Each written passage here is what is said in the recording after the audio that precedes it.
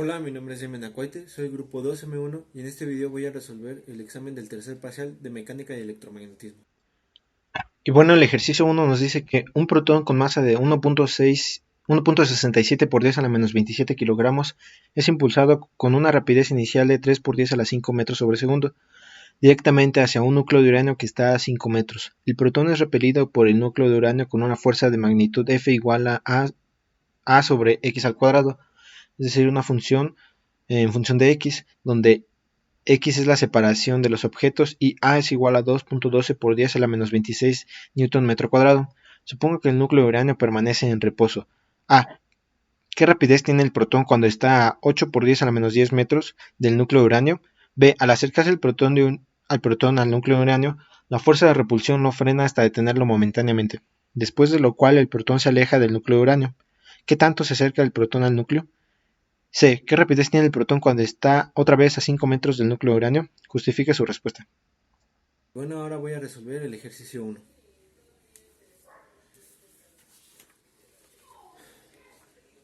Y bueno, ya terminé el ejercicio 1, como pueden ver, aquí está. Ahora lo voy a escanear para Bueno, aquí ya mostrárselo. tengo resuelto el problema y lo primero que hice fue dibujar mi esquema del sistema. Aquí se puede ver al protón con una velocidad inicial acercándose hacia el uranio y el uranio ejerciendo una fuerza de repulsión sobre el protón. Y lo primero que nos preguntan es que qué rapidez tiene el protón cuando está a 8 por 10 a la menos 10 metros del núcleo de uranio. Y para calcular eso usé el teorema del trabajo y la energía cinética, en donde nos dice que el trabajo total es igual al delta de las energías cinéticas. Y de las energías cinéticas tenemos que eh, obtenemos esta obtenemos esta expresión de donde podemos nosotros ya visualizar a la velocidad final al cuadrado, que es lo que nosotros queremos calcular. Ahora el trabajo es igual a la fuerza por el desplazamiento, pero la fuerza no es constante, está en función de x, es decir, está en función del desplazamiento. Y como lo vimos en clase, cuando está en función del desplazamiento, por definición, el trabajo es el área bajo la curva desde la posición inicial hasta la posición final de esta función con respecto a x. Entonces aquí lo que hice fue sustituir la función y calcular la derivada. Y aquí me quedó esta expresión, la cual la simplifiqué. La simplifiqué hasta obtener esta otra expresión. Esta expresión es la que va a determinar el funcionamiento de este sistema. Y de esta ecuación observamos que ya tenemos todas las variables menos la velocidad final al cuadrado, por lo que la podemos despejar y calcular esa velocidad. Entonces la velocidad final cuando está el protón a 8 por 10 a la menos 10 metros del núcleo uranio es de 241.37 por 10 a la 3 metros sobre segundo. En el inciso B nos pregunta que al acercarse el protón al núcleo uranio la fuerza de repulsión lo frena hasta detenerlo momentáneamente. ¿Qué tanto se acerca el protón al núcleo? Es decir, que este protón va a ir acercándose hasta el uranio hasta y conforme se va acercando su velocidad va disminuyendo porque su fuerza de repulsión va aumentando. Entonces va a llegar a un punto en el que la velocidad final va a ser igual a cero. En ese momento se va a detener y después se va a regresar, es decir, se va a ir hacia el otro lado. Entonces nos piden calcular en qué momento, más bien, qué tan cerca está el protón del uranio cuando esto pasa. Entonces lo que queremos calcular es la posición final y de la ecuación 1 lo único que hice fue despejar la posición final y al final sustituir los valores, los cuales son los mismos exceptando por la velocidad final, que esta, como ya dijimos, es igual a cero. Y aquí la puse. Y calculando esto me da que la posición final es igual a 2.82 por 10 a la menos 10 metros. En el inciso C nos pregunta que qué rapidez tiene el protón cuando está otra vez a 5 metros del núcleo de uranio.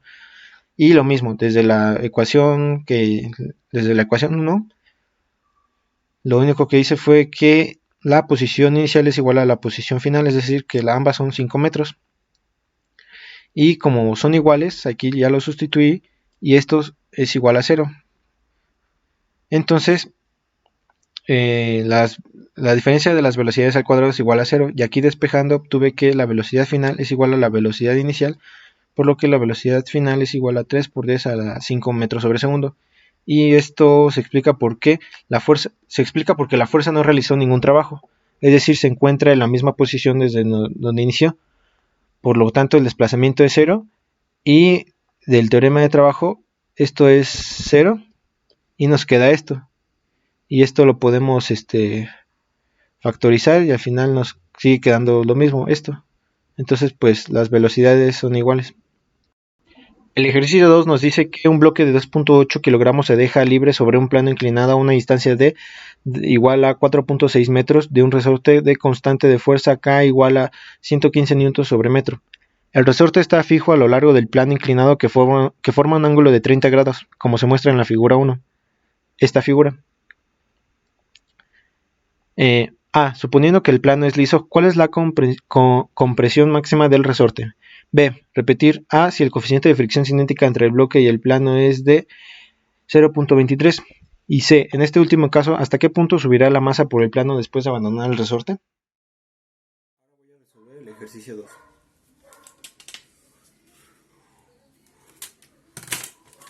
Y bueno, ya terminé aquí el ejercicio 3. Como pueden ver, aquí está.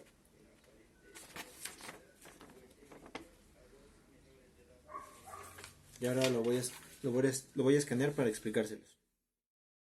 Y bueno, aquí ya resolví el problema del ejercicio 2. Y aquí lo primero que hice fue marcar algunos puntos en la figura que nos dan. Lo primero que hice fue establecer que este va a ser nuestro eje de referencia, es decir, aquí la altura va a ser igual a 0. Desde aquí vamos a empezar a contar. Entonces, por el teorema de conservación de la energía, tenemos que la energía en A es igual a la energía en B, es decir, la energía en esta situación es igual a la energía aquí. Ya en esta situación es cuando el bloque está hasta arriba y lo dejamos caer, y en esta situación es cuando el bloque ya está abajo y comprimió cierta distancia del resorte, y nos pregunta cuál es esa distancia que se comprimió el resorte. Y de la energía y de la definición de la energía, sabemos que la energía en A es igual a la energía potencial en A más la energía cinética en A más el trabajo ejercido por otras fuerzas. Aquí el trabajo ejercido por otras fuerzas es 0. ¿Por qué? Porque no hay fricción y no hay otras fuerzas que actúen sobre que afecten al desplazamiento del bloque. Y esto es igual a la energía potencial en B más la energía cinética en B.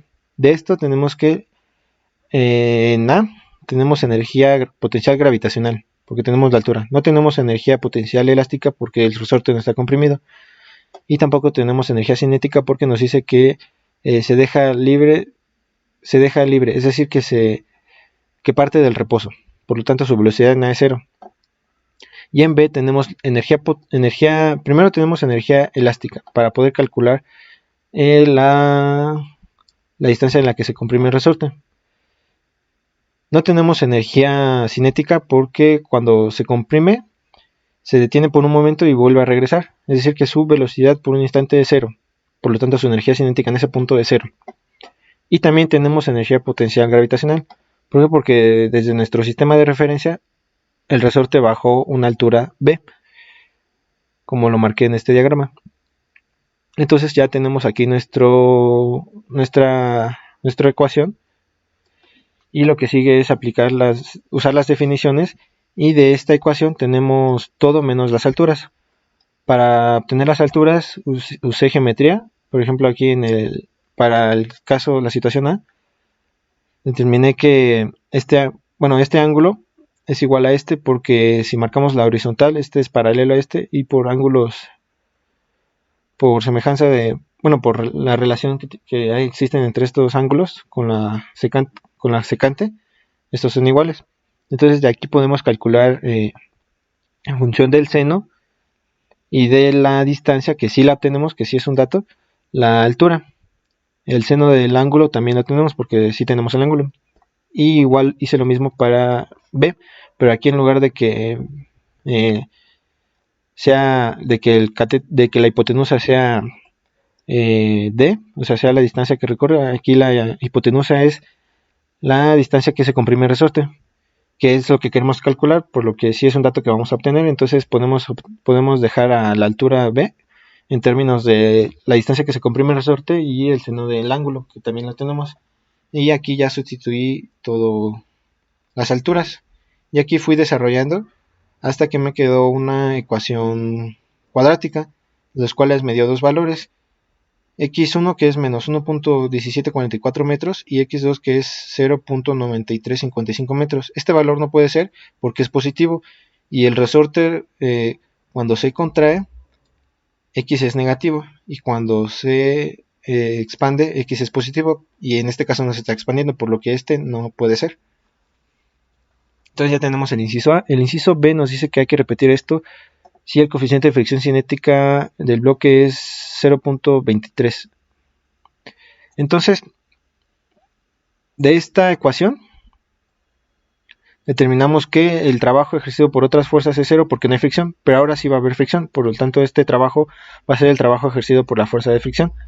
Y el trabajo por la fuerza ejercido por la fuerza de fricción es igual a la fuerza de fricción por el desplazamiento. La fuerza de fricción, para calcularla aquí lo que hice fue hacer el diagrama de cuerpo libre del bloque e inclinar los ejes de coordenadas para poder así calcular más fácil la normal, y al final la fuerza de fricción me dio esto. Y el desplazamiento va a ser desde aquí, como estamos calculando desde este punto hasta este punto, va a ser el desplazamiento, lo que va a recorrer el bloque va a ser la distancia d más este pedazo, y que este pedazo va a ser la distancia d más este pedazo, que este pedazo es lo que se comprime el resorte, y es negativo. ¿Por qué? Porque nosotros establecemos nuestro eje de referencia aquí, y porque también la compresión del resorte es negativa. Entonces aquí sería el desplazamiento, que es igual a la distancia menos la compresión del resorte. Y una vez ya teniendo el trabajo, ya podemos sustituirlo, bueno, agregarlo a la ecuación 1, que es esta. Entonces aquí ya lo agregamos y lo agregamos con valor, con signo negativo, porque esa fuerza está en contra del desplazamiento, entonces pues es negativa. Y aquí lo que hice fue ir calculando los coeficientes e ir simplificando porque son muchas variables. Entonces igual me quedó una ecuación cuadrática, y aquí está, y lo mismo que en la anterior.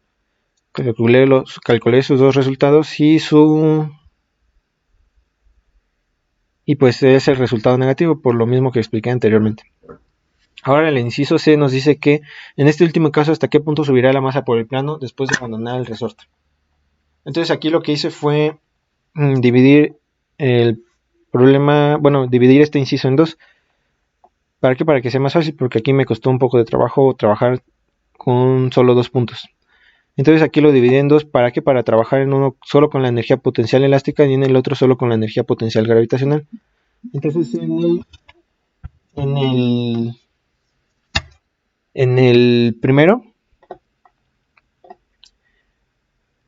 tenemos que la posición inicial es cuando el resorte está comprimido, es decir, menos 0.8879, que es el resultado que obtuvimos antes, y la posición final ese es cuando el resorte deja de comprimirse, es decir, cuando X es igual a 0. Entonces tenemos que la energía inicial es igual a la energía final, y aquí en la posición inicial tenemos solo energía potencial gravitacional, no tenemos energía cinética porque no hay ninguna velocidad, es decir, está desde el reposo, y tenemos el trabajo ejercido por otras fuerzas, que es el trabajo ejercido por la fuerza de fricción.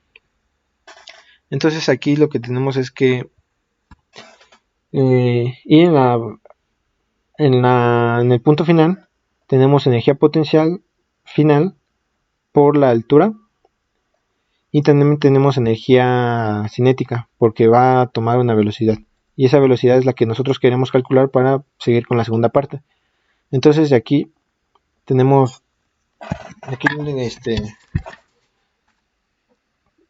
lo único que hice fue aplicar las definiciones, y aquí ya la fuerza de fricción ya la obtuvimos anteriormente, pero el desplazamiento no. No, perdón, el desplazamiento sí, que es esta parte de aquí, que es menos X inicial, es decir, menos la compresión del resorte. Y aquí lo único que nos faltaría obtener. Lo único que no tenemos como dato es la altura. Y la altura la calculé de la misma manera que anteriormente,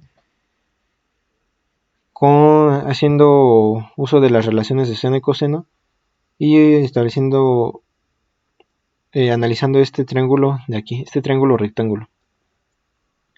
Entonces al final me quedó que la altura es esto.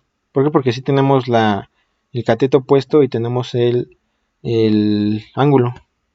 Perdón, tenemos la hipotenusa y tenemos el ángulo. Entonces podemos calcular la altura.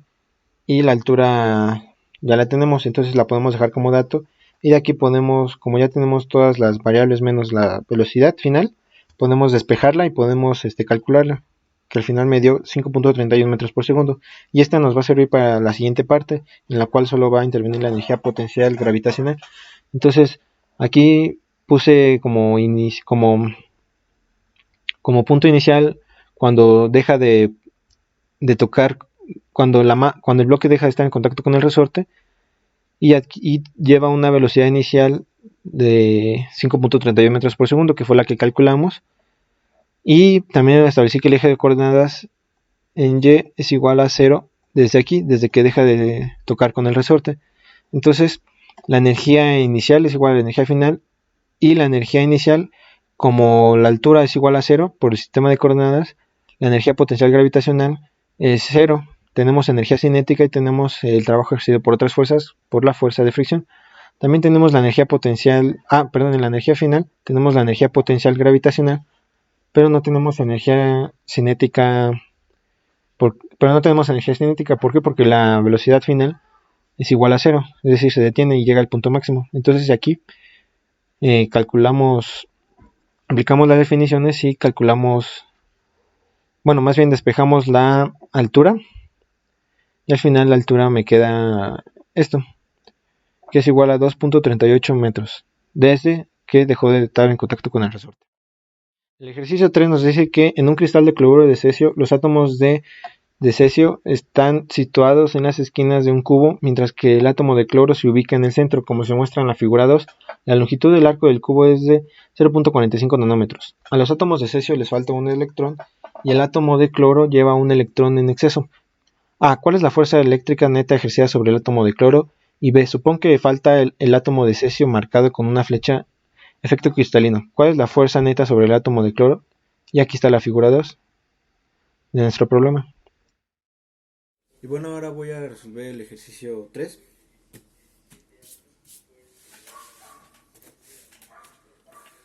Y bueno, aquí ya resolví el ejercicio 3. Como pueden ver, aquí está ya resuelto.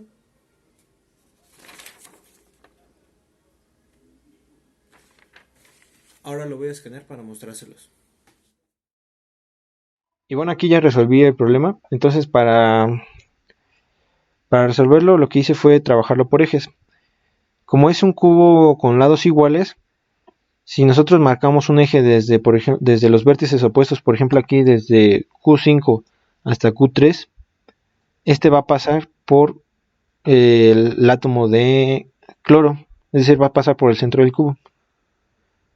Y así con todos los ejes de los vértices opuestos. Y sobre estos ejes van a estar actuando las fuerzas, por lo que lo voy a analizar por ejes. Entonces, por ejemplo, en el eje 1, si lo analizamos por ejes, tenemos que la carga, tenemos un átomo de cesio, un átomo de cloro y un átomo de cesio. Y tenemos, aquí los numeré como carga 5 y carga 3. Entonces esta carga 5 es positiva, la carga 3 también es positiva, y la carga del cloro nos decía que es negativa, porque porque lleva un electrón de más el cloro. Entonces estas dos ejercen una fuerza de atracción sobre la carga del cloro. Entonces, como estamos trabajando sobre este eje, que lo llamé eje X', la suma de fuerzas en eje X' es igual a F3 menos F5. ¿Por qué? Porque aquí marqué que como nuestro sistema de referencias lo marqué desde que va desde Q5 hasta Q3. Entonces todo lo que vaya en dirección hacia Q3 es positivo y lo que vaya en dirección hacia Q5 es negativo. Por lo que la fuerza 3 es positiva y la fuerza 5 es negativa. Entonces aquí, utilizando ley de Coulomb, calculé las fuerzas eléctricas. Entonces aquí tenemos que